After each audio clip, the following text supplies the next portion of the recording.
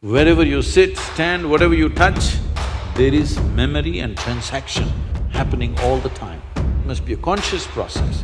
If it's a compulsive process, then you will pay the price for it. It is not that this is sin, that is sin. The question is, what is your priority in your life?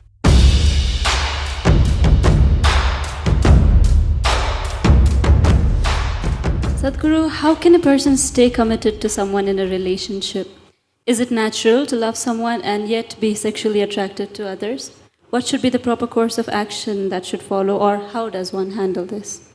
See, there is a psychological integrity, there is emotional integrity, but there is a biological integrity also. Integrity does not mean morality. Integrity means you create a situation where it works best for you. So when we say integrity, suppose I say, there is a certain integrity to my body, this means it's strong and resistant to a whole lot of things, isn't it? It doesn't mean I'm morally stuck in something. So I'm talking about… I want you to understand the word integrity in that context. We're talking about integrity in terms of strength of this life. So if that is the thing, is it true? Do you remember how your great-great-great-great-great-grandmother 10 generations ago looked like? Do you remember? No. But her nose is sitting on your face. Yes or no? Body remembers, isn't it? Body remembers your forefathers 1,000,000 years ago. Yes or no? So what you're calling as my body is a heap of memory, isn't it so? Yes. Memory or no? See, now from Nepal you came to Shillong, you eat a lot of this Meghalaya food, your features won't change because your body remembers what is your genetics, no matter what. Or you start eating, let's say, cow's food or dog's food, your body will not get confused and become a dog or a cow because there is evolutionary memory in this. Do what you want, it never gets confused, isn't it? You start thinking I'm a dog and start barking like one, still the body won't change. Yes or no? Mentally you can, but body has such a deep-rooted memory. So this entire body, what you have, is essentially a certain integrity of memory. If that loses that memory integrity, then you will see it will become vulnerable to so many things. Now, the nature of the body is such that anything that you touch with a certain level of involvement will naturally absorb that memory. Not mentally, physically it'll absorb that memory. Traditionally in this culture we call this runanubandha. You heard of such a word? Runanubandha. What this means is physical memory that you gather. Why people… you will see this with people, let's say in their home, they will go and sit in one place. This will usually the older people you will see, they want to go and sit in the same place. They won't sit in another place. Have you noticed this? Even your dog, he comes, if he wants to sit here, he'll smell this, he'll smell that, he'll smell that, he'll smell that. And after much searching, he will settle down in that particular place. Next time you chase him somewhere, he comes, he goes and sits in the same place. Because there is memory. Today there is forensic equipment where you're sitting here right now, you went away.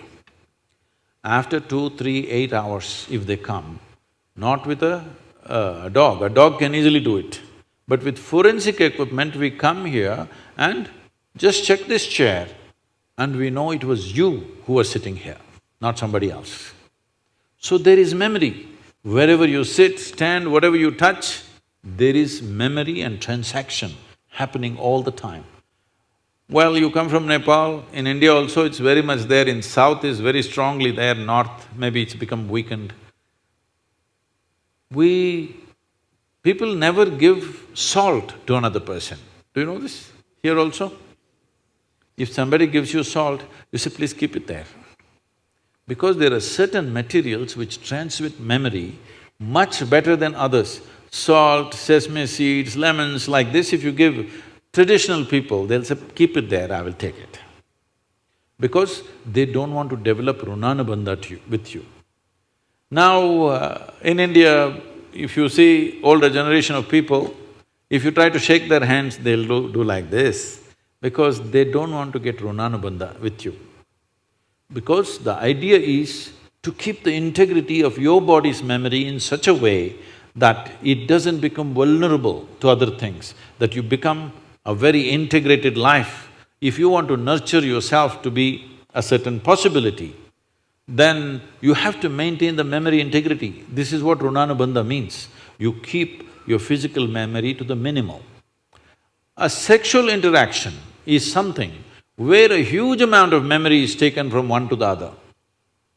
So, always, not in this society, everywhere else, forever people saw the advantage of keeping that memory to the minimal.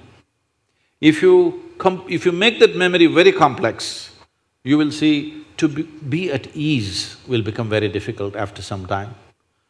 There will be pleasure, but there will be no joy in your life. You can observe people, don't go by what I'm saying. You can observe people, they will have pleasure, they will giggle all the time, but you look at them, there is no joy in them, there's no ease. Because the ease will go away with excessive memory. This is not only with sexuality, there are many other things that you do like this. Right now you see this very much in the Western societies. Wherever I go, especially in America, people will come, Sadhguru, where is my hug? I say, it must be with you. Why is it with me? It is not like at a certain moment when you feel close to somebody, you hug them. It's like all the time you have to touch people. Because today's psychiatrists are analyzing these things and saying that is because they've not been sufficiently touched by their mothers and parents at an early age. When they grow up, they're desperately longing to touch somebody all the time. All these things have a serious impact on one's life. How much physical contact when the child is born, this will determine how much physical contact they will long for later on. And the memory of what an infant picks up from the mother at that time, because till a child becomes 4.5 years of age, in many ways, energy-wise, it's not a separate life, it's still attached to the mother's body. Actually, if by nature if people go till then, they must be drinking the mother's milk and connected up to 4.5 years, that's how naturally it was. So, the energy doesn't mature. At that time, more and more memory that you get from the mother is better and better to strengthen this. But once the child begins to move out and becomes an individual, life is organizing itself. People come to me and say, Sadhguru, can you bless my daughter, can you bless my son? First thing I ask is, how old? If they say 15, 16, 18, all right. If they're over 21, I say no. Because me blessing you, blessing will not go to your child. You may still think emotionally that's my child, but as far as life is concerned, it's become fully separate. Generally, the course of life is considered to be approximately 84 years or 1008 cycles of the moon. The cycles of the moon and our body is very directly connected. Only because our mother's bodies were in sync with the cycles of the moon, we are born, otherwise we wouldn't be born, isn't it? Hello?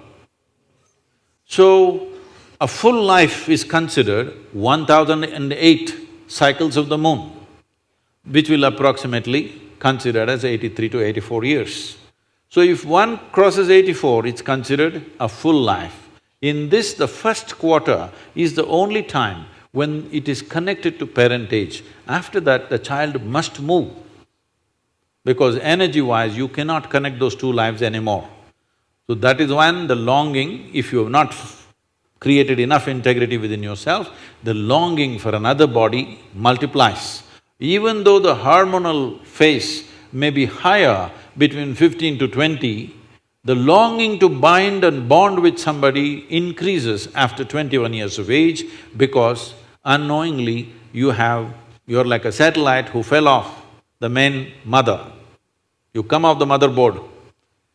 Now you want to attach to something unless you find some integrity. This is why between 12 and 18, one must do lot of sadhana to strengthen the body, so that you don't desperately bind yourself to something or somebody. You must consciously, if you wish to take a partner, it must be a conscious process. If it's a compulsive process, then you will pay the price for it. This is not a question of morality. It is not that this is sin, that is sin. The question is, what is your priority in your life? If your priority is to make this life rise to a higher possibility, then you must be conscious. If you want to somehow live and go, it's okay.